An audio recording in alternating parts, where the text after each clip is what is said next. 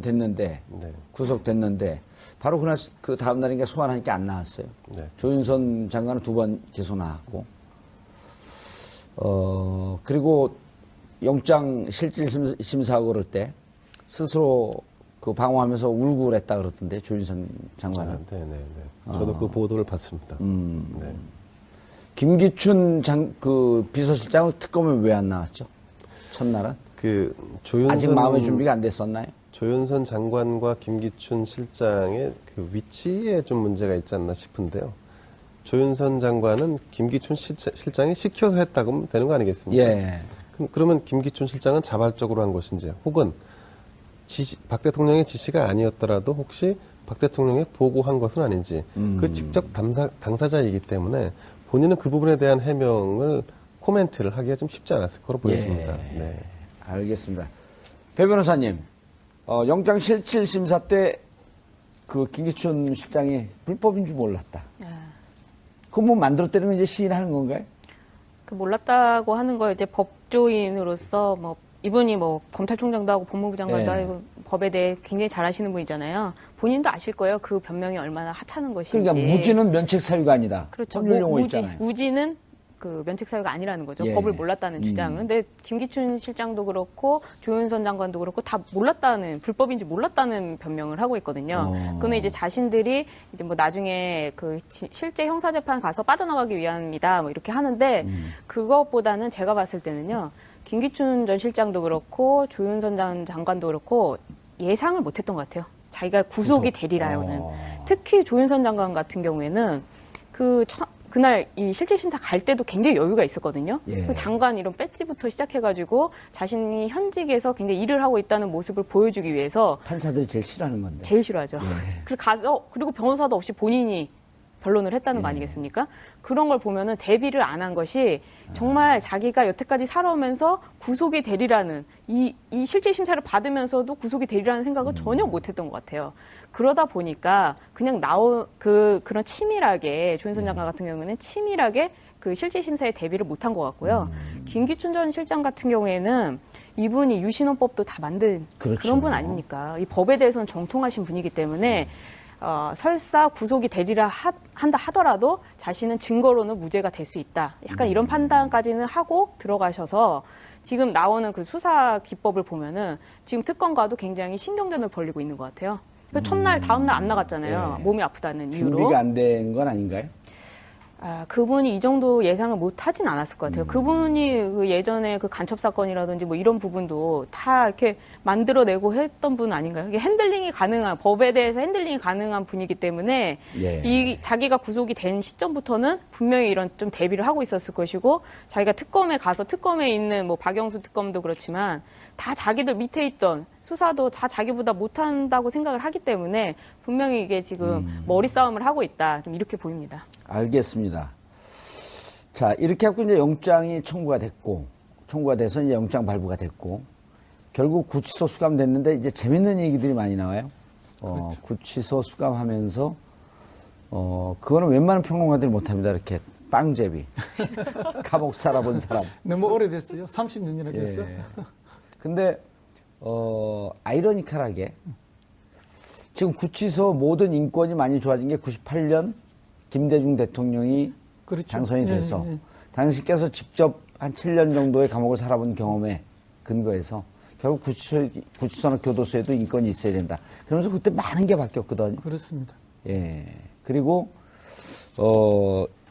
이제 그 조윤선 장관은 사복을 입고 나왔잖아요. 예. 장시호 씨도 아들이 볼까봐 사복을 입고 나왔고 이게 그 전에는 불가능했었던 거 아니에요? 불가능하죠. 예. 예. 그런 절차를 만들면 사실은 그 교도관들이 굉장히 힘듭니다. 힘들죠. 예, 뭐 사복으로 갖다 다시 줘야 되고 다시 그걸 영치해 놔야 되고 이런 과정이 있기 때문에 번거롭고 참 골치 아프죠. 예. 그렇기 때문에 이제 과거에 뭐 인권이고 뭐 간략하고 관리 위주의 그런 교도 행정이 있었던 거 아닙니까?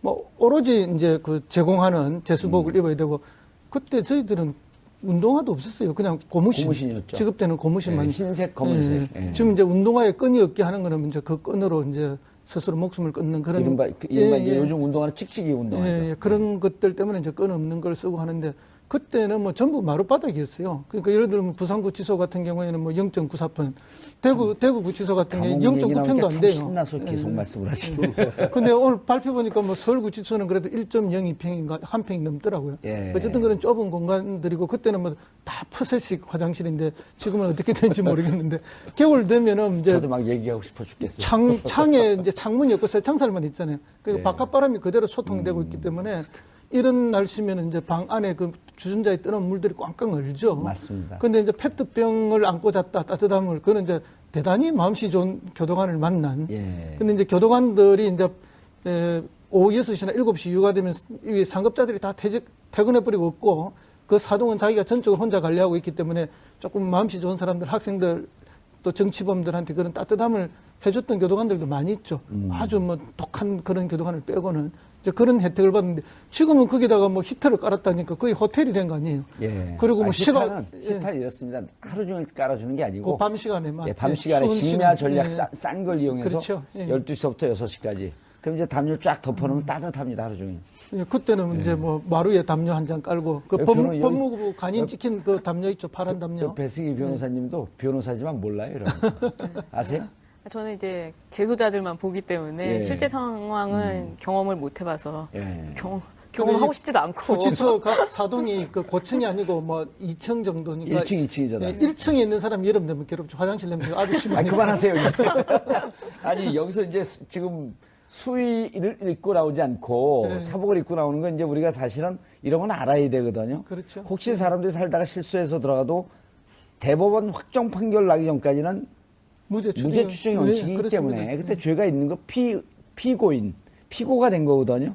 근데 이제 이게 아주 공교롭게도 98년도에 이게 그 위헌으로 판단이 나면서 이제 헌재에서 바뀌었는데 이 문제 제기를 한 사람이 서준식이란 분이에요. 그렇습니다. 인권운동 사랑방을 했던 예. 그분이 유신 때 김기춘 예. 대공국장 때 제일 교포 대학생 간첩단 조작 사건으로 그렇죠. 감옥에 들어갔다가 예. 그 형은 뜨거운 물 뒤집어 써서 화상 입고 예. 근데 이분이 결국 재심에서 무죄가 됐단 말이에요. 자기가 조작해갖고 간첩을 만들어 놓은 그 사람의 인권 투쟁을 통해서 만들어진 그 교도소의 혜택을 김기춘 실장이 지금 보고 있다. 보고 있죠. 최대의 수혜자죠. 최대 수혜자다. 자기가 이제 과거에 공작 정치로 정권 예. 안보를 위해서 정권 유지를 위해서 했던 그런 간첩 조작 사건 아닙니까? 물론 이분이 한 사건 중에 여러 가지 조작이 이미 밝혀졌고. 예, 23건이 예, 밝혀졌습니다. 사실은 이제 완전히 밝혀지진 않았지만 사실은 농심 사건이라는 게, 삼양 라면 사건이라는 게 있긴 있어요.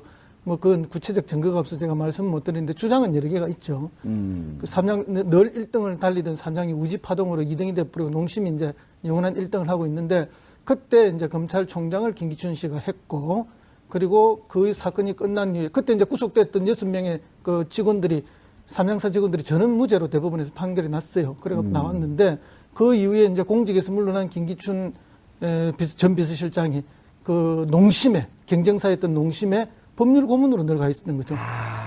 예, 그리고 이제 비서실장 갈 때만 잠시 빠졌다가 실장 마치고 나서 다시 했어요. 농심에? 예, 이번에 이 사건이 터지면서 이제 연장이 안 된 거죠. 그래서 이제 그 부분에 대해서도 엄청난 의혹을 제기하는 사람들이 많이 있습니다. 예. 그런데 확실히 입증이 안 됐기 때문에 알겠습니다. 설이다는 말씀입니다. 알겠습니다. 다 해놓고 꿈이었습니다 이런 거나 똑같아. 아니 그 연관관계나 인과관계 이런 거는 충분히 그렇죠. 의심할 만해요. 예. 예. 대통령